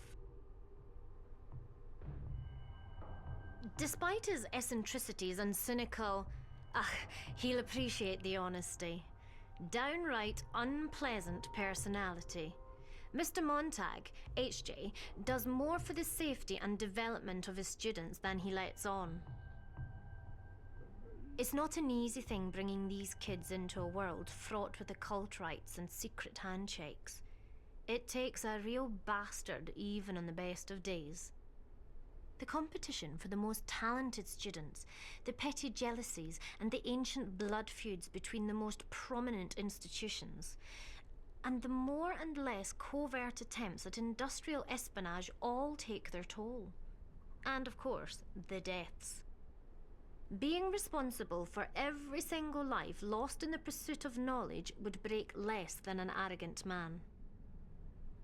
At least he lets us deal with the parents now. After those first couple of accidental self-immolations, some thought it best we kept him away from grieving relatives.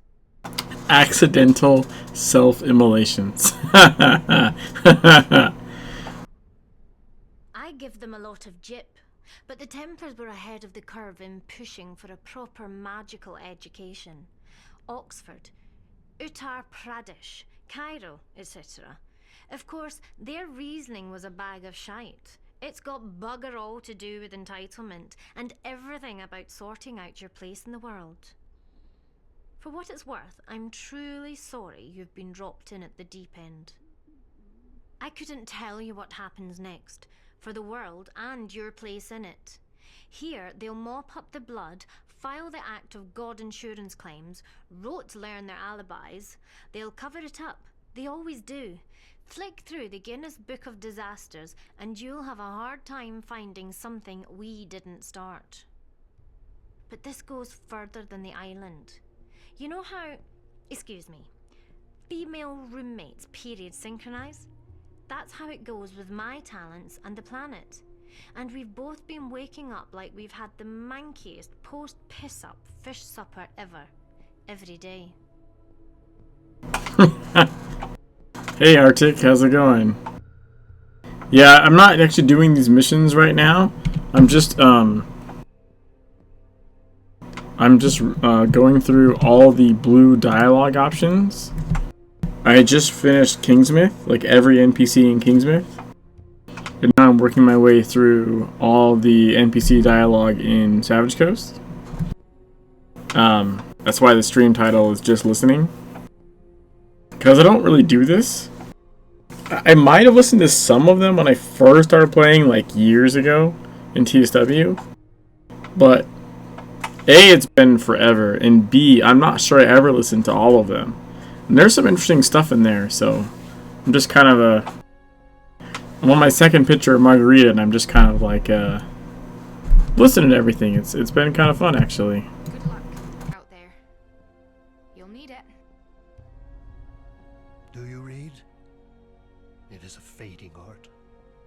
In this modern world, offer an occultist an irreplaceable manuscript, and they will claim they are waiting for the movie. All the scholarly aspect has gone out of forbidden knowledge. The studiousness, the drive. And yet in the end, even the written word could not sustain my mind. I had plumbed the depths of ancient texts, scaled the heights of correspondence with the great minds of our age, and understanding had reached an awful stalemate with me. Then epiphany struck. Epiphany and acquittal on all counts of manslaughter. Children. I put to you that children are the perfect transmitters of knowledge, the perfect receivers, vessels of malleable power and bottomless potential. In hindsight, my initial attempts at teaching were crude. There were restraining orders, other pesky legalities regarding abduction of minors. That is why the Illuminati brought me here, to those awaiting valuable lessons towards their future enlightened success. You should be aware of the urgency with which we nurture our young talents. The eldest oral traditions describe recorded history as the fourth great age of mankind, an age that is closing. I could not hazard a guess if another age will follow. As a pentaphobic, I would like no part of it. But the children of today will guide the transference of tomorrow. Across the world, prodigies are manifesting powers earlier and stronger than ever before. Carter was psychokinetic at birth. Her parents quickly learned to avoid metal nursery furniture. Exposure to the island and its checkered magical history has only amplified her abilities.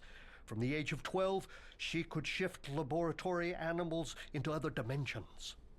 I intended to work with her on protecting them from explosive decompression at the point of return, but those lessons have been on hiatus since a regrettable zoo outing last year. Perhaps I appear blasé to the human tragedy that surrounds us. I am, largely. I believe one should focus on their strong subjects. Empathy was never truly one of mine. Thusly, I must protect the Academy and its occupants the only way I can appreciate. Analytically. Analytically, I predicted an event like this sooner. This was never a simple fishing community. Well suited to the Illuminated Order's love of ciphers and symbology, the island is a triangle. A meeting of three lines of power. The ambition of mortal magic, the hunger of the hell dimensions, and something beyond the scope of understanding. An old and deep power, older than eons. Most sources choose not to name it, lest in the naming, it gains strength. You are aware that members of some cultures fear a photograph can steal their soul? They are, of course, correct. Well, to record this power is to take the first faltering step towards succumbing to it. Utterly. In my life, I have always striven to maintain a clear delineation between obsession and madness.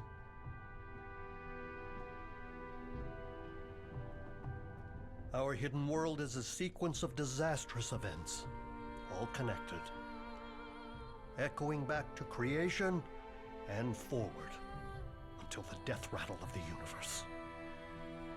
It is unfortunate, for academic purposes, that those with the time and means to draw these connections are invariably rendered insane. Having once explored the troubled minds of patients at McLean, Danvers, Arkham, I advise you against questioning the living for explanation. Look to the dead. Their knowledge is no longer compromised by horror or shame. They are a library, a morbid encyclopedia of the acts that brought us here, to our modern world, and to humanity's place in it. A halfway house on the evolutionary scale between Neanderthals and something quite different, quite terrible. Something changed. Not like you were changing. Probably not. But try a little background reading with the dead. They will not lie to you. Unless they see an escape from torment or enslavement in it, I suppose. You may wonder why the Illuminati invested in an open institution like the Academy. It is a mirror to their brotherhood. Exclusive, but not elitist. I was self-taught when they first came to me as a young offender and ushered me firmly behind the curtain of secrecy. They are patrons of enlightenment. They appreciate that forbidden knowledge is a contradiction in terms. What is recorded is meant to be known. Those who call them uncultured are clearly unaware that in lost Alexandria, Illuminati ordered their servants to transcribe even while they burned alive. The Illuminati are business people who saw an opportunity and moved to fill it. For too long, we have clambered, wheezing up the spiral staircase to an era where nothing is true and everything is permitted. Assassin's Creed reference? They have installed escalators, so all might carpe diem, carpe annum, carpe eon. Carpe out of the hands of stuffy curators without ambition. Oh, Montag. Hello.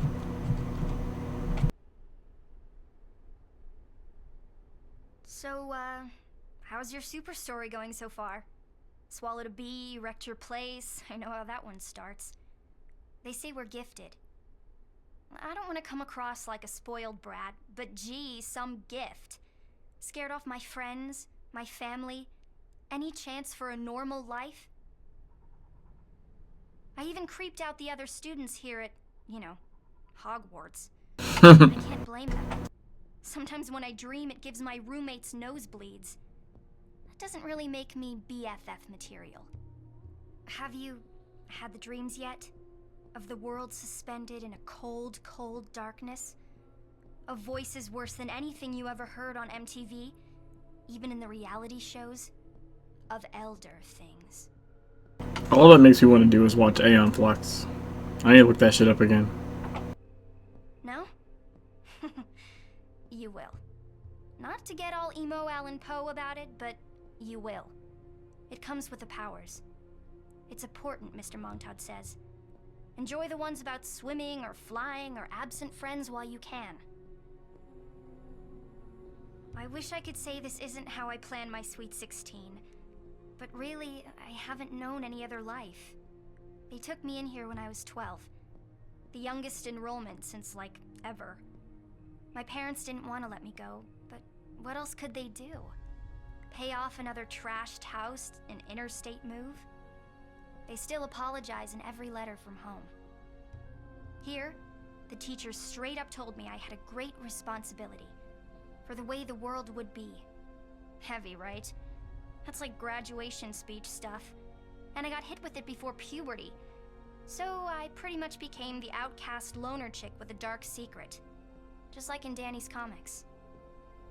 Danny's sweet and kind, and more worried if I like his corny 80s movies than whether my powers are gonna fry us both. It's pretty cool. To not be judged by a normal person. That is, mostly normal. I think there's something in the water in Kingsmouth. That's cute. You want to hear something weird? Sure you do, you're just getting warmed up. I haven't even told Miss Usher this yet, but around the time things started going wrong, I started seeing people. Other kids. I think other kids like me, you know, with powers like me. It's the least crazy reason I can come up with to explain it. There's a girl, a few years younger than me, who lives with her mom and dad and watches the snow come in from big mountains. Maybe Alaska? My geography's not so great. And a boy. He's tiny, but way smarter than he should be. He solves algebra when he's nervous. He's at a school in some suburbs, with kids in yellow raincoats and, like, little sailor suits. I don't know what it means. Maybe I'm just inventing special friends for when the real ones let me down. But it seemed so real. The colors and the light. And I hope nothing's happened to them. Nothing like what happened here. Holy crap. That is Emma and Young. Emma in Carpathian Fangs and Young in Tokyo. Like, seriously, holy shit. I should have listened to this crap fucking years ago. Miss Usher has done her best to prepare me for the future. She warned me that there'll be people who will try to exploit my gifts. Like having this strangers with candy talk, you know, but with magic. I know this academy is owned by the Illuminati, and they don't give anything out for free. They'll want something in return for my education, right? Giving back to secret society. And I've already been offered a full scholarship at Oxford. The magical Oxford. That's the Templars. I knew by the look on Miss Usher's face. And I got a weird note with some Chinese signs on it. At least it looked like Chinese to me. See, I don't want to use my gifts for anything. All I want is to learn how to control them, so I don't have to use them. If that makes any sense. Alright. Take care. That's all 3 NPCs here. This one, this one, this one, this one. I think we just have these ones.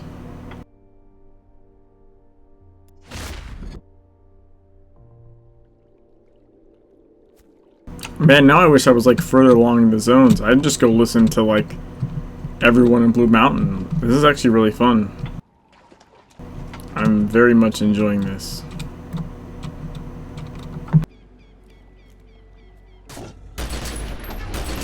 Holy crap. My combat sounds are really loud. I apologize for that. It's just that the speech volume is so low, I have to crank everything else up crazy high for it to be, you know, audible. Also, I never really knew you could hear footsteps in this game before. You can totally hear yourself running. And it changes depending on what you're running on.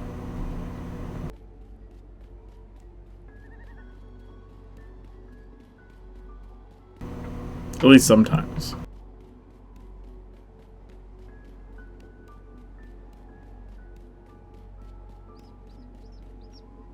Do the park and lot. Yes, Arctic. I did the park. I did Nicholas Winter, which is actually like 2 things. Very short. I didn't do the missions, but I did the NPC speech. And I did the Sam Krieg. Sam Krieg had a lot to say. He had a lot. Daniel Block had like a decent amount. John Wolfe had a decent amount. So I did Daniel Bach, I did John Wolfe, I did Sam Krieg, and then all 3 of these guys. So I'm pretty sure the only NPCs I have left are in the Red's Bait and Tackle shop, in this zone. And this character isn't out of Savage Coast yet. If you watch the VOD for this, I did every NPC in Kingsmith that I'm aware of. Yeah, thoroughly enjoying this stuff. Like, more than I thought I would. I knew I wanted to do it just as like a completionist thing, but I honestly didn't know that I was going to pay quite so much attention to it. Like, it's really cool, and it's crazy how much of it, like, because I've played the game for years and have beaten it or beaten is like not really a good word for MMO, but I've played through all the available content for it with a character from every faction. Like, I've seen pretty much everything the game has to offer, both in Secret World and in TSW. I had every faction character, so some of that stuff like makes way more sense when you know more about the game than it would even if you, like, let's say you were first playing the game, never played the game before, you listen to that stuff, it wouldn't really mean anything to you, and you'd have to remember it later, which wouldn't be for probably, if you had any kind of normal play schedule, like months minimum. So it's actually almost more useful to go back and listen to it all, because it has more meaning. It carries more meaning and depth to it. Looks like we have 3 characters worth of dialogue here, so that's pretty cool. And then, unless I'm missing something, that should be all the NPCs in this zone.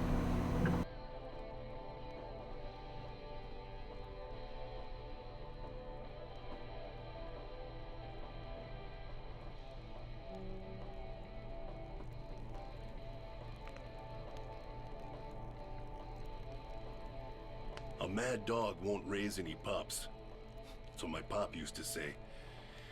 Yeah, I never saw myself as the fathering kind, despite sitting in as Santa for as many Kingsmouth Christmases as I can count. That's more gut than paternal instinct, in every way. But when Ami's parents died, her mother went too early, but natural. Her father was murdered by bad men.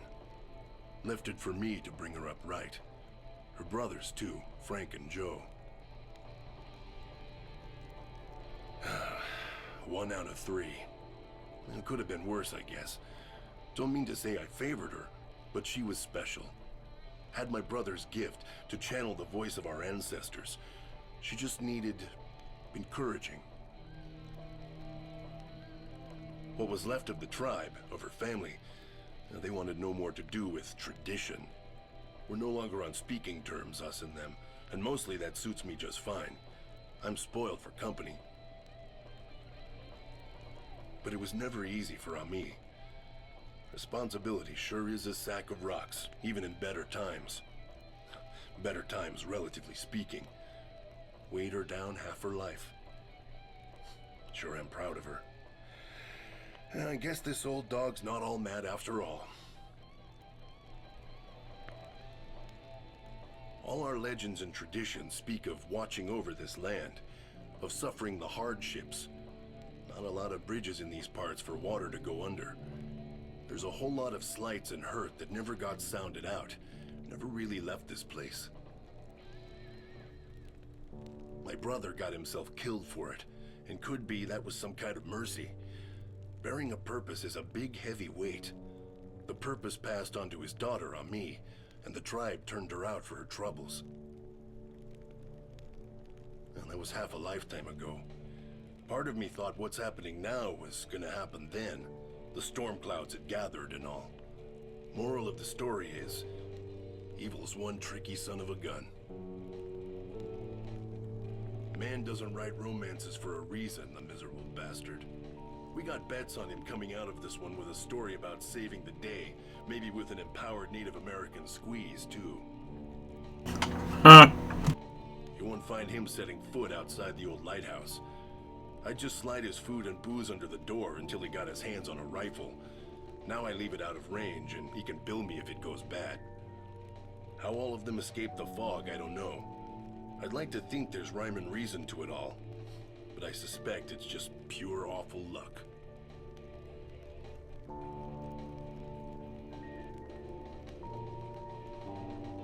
Hi.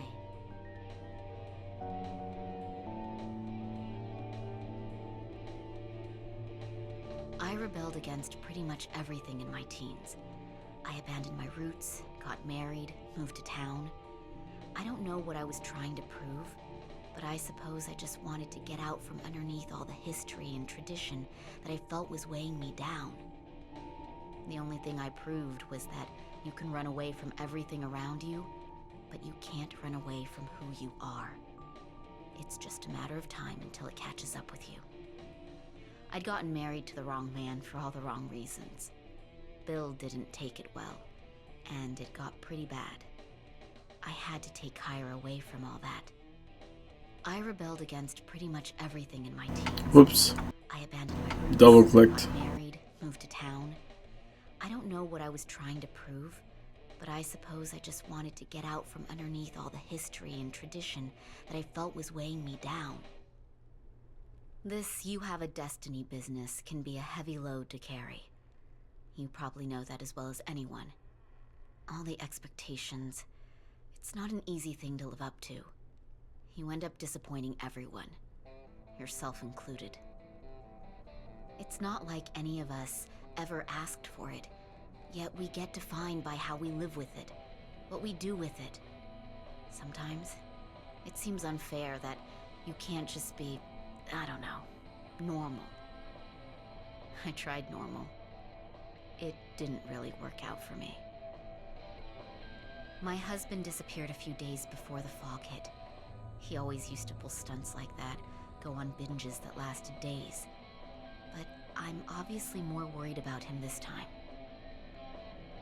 We're not together anymore, but I worry for Kyra. She loves her dad very much, and I know she misses him. Even if she doesn't let on, she's deathly worried. I can only hope that if we come out on the other side of this, he'll be there, waiting for her. It might be over between us, but I don't want my daughter to grow up without her father. Whatever Bill's faults, and there are many, he always treated Kyra right.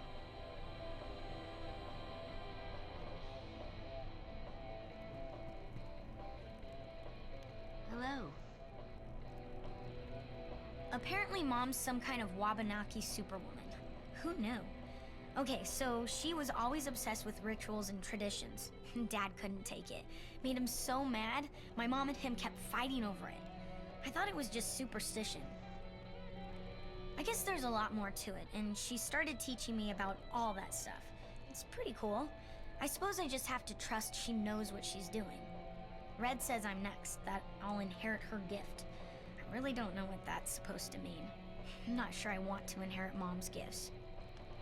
I hope at least I get to learn a hex or two. There are some boys in school I'd like to place a hex on. Oh, wait. That sounded really bad, right?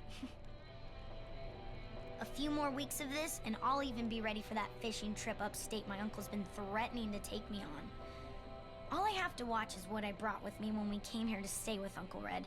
And anything with zombies or werewolves is off limits. I just can't get into a story that has a pretty girl falling for a hot vampire anymore. It feels very wrong. And there's nothing to read around here. It's either Russian authors and poetry or horror stories about small towns in Maine, and I've had more than enough of both. I didn't mean the thing about the fishing trip. I think it'll be nice once this is all over. Uncle Red and me, we get along. He's teaching me to play chess right now. Oh God, I want to get out of here so bad. I wish there were more of us here. Not just Mom and me and Uncle Red, but others from the tribe. Or even better, that we could just move to the trailer park. But no, that's impossible. Because you know, there's this big disagreement in the tribe, and nobody talks to anybody anymore. I know someone did something bad to someone else like 40 years ago. I think it had to do with my grandfather, but that was like 40 years ago. You'd think they'd be over it by now. What's wrong with people? Why can't they just work it out? Mom tried many times, but she always came home crying her eyes out. She gave up years ago. And Uncle Red never talks about any of them. Just goes all quiet and serious whenever someone mentions their names. I mean, I like Uncle Frank and Uncle Joe. They're a bit gross, but kind of funny. And old Joseph is pretty cool too. He's good at telling stories, even though he gets pretty long-winded at times. Just don't get it. We're family. We should be able to at least talk to each other. Curious about this chessboard. Take a picture of that. I wonder if it's an actual, like,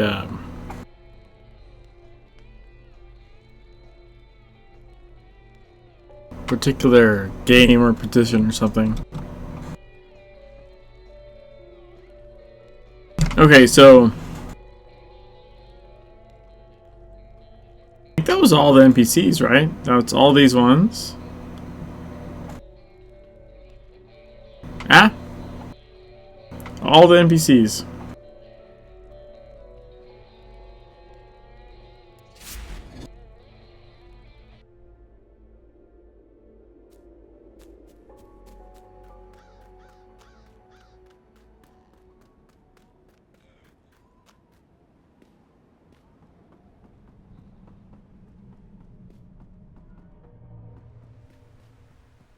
Yes?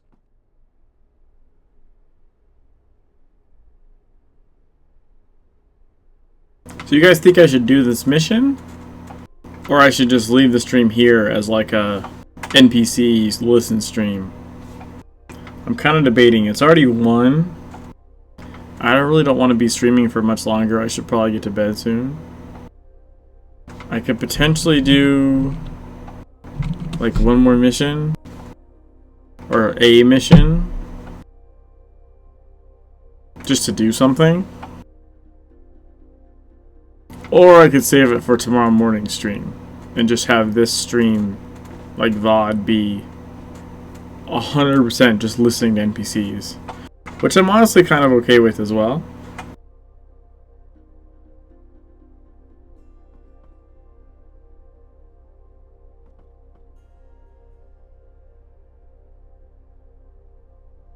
Hit someone in 9 swords.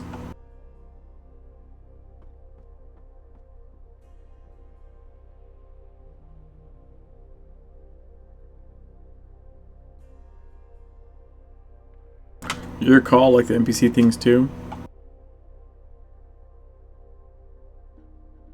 Yeah, I don't know. I'm kind of thinking of leaving it. Just letting it be a pure NPC VOD. And that way, like, anyone that's normally following me at the morning time doesn't miss a mission, assuming they wanted to see it. The first person playthrough has been really fun. Like, seriously, like, really fun. It's very enjoyable for me.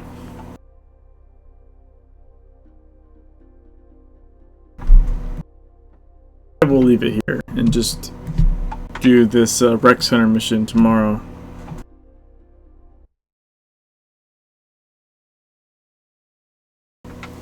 Let's see if there's anyone I can host.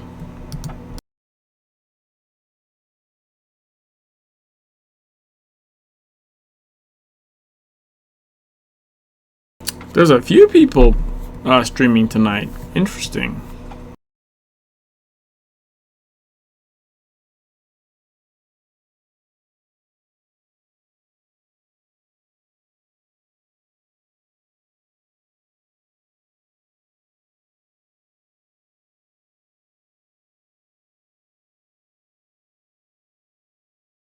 Alright, let's give a host to Glitch on Twitch.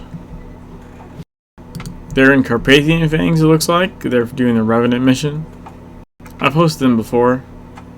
Pretty cool, pretty cool. So,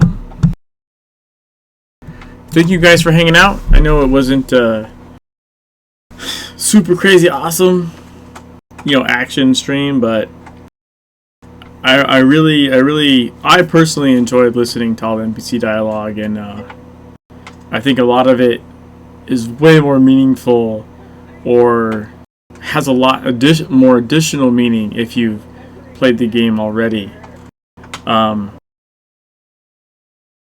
Definitely, if you've already played the game and never bothered to listen to that stuff, it's pretty cool to go back and listen to it and just see, like, in the very beginning of the game, how much stuff they already called out.